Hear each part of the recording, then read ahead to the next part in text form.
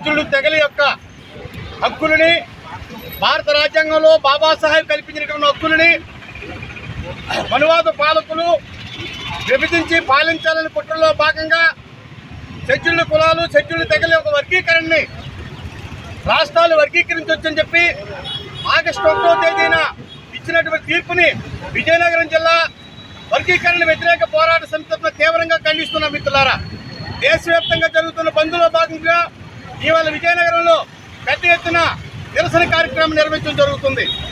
ఇవాళ ఈ దేశంలో రాజ్యాంగం పరంగా వచ్చిన హక్కుల్ని విభజించాలని, వీళ్ళని నాశనం చేయాలని, వీళ్ళకి హక్కులు ఉండకూడదని, వీళ్ళు చదువుకోవద్దని, వీళ్ళు మాట్లాడొద్దని, వీళ్ళు ఉద్యోగాలు చేయొద్దని చెప్పి ఈవేళ కేంద్ర రాష్ట్ర ప్రభుత్వాలు సిగ్గు లేకుండా ఈవేళ ఎస్సీల పైన కక్ష కట్టాయి మిత్రులారా. ఈవేళ చూడండి, ఏదైతే మన ఓట్లతో గెలుపొందినటువంటి మోడీ, చంద్రబాబు నాయుడు, పవన్ కళ్యాణ్ లాంటి దుర్మార్గులు ఈవేళ ఎస్సీలు విభజించాలని చెప్పి కుట్ర పడుతున్నారు.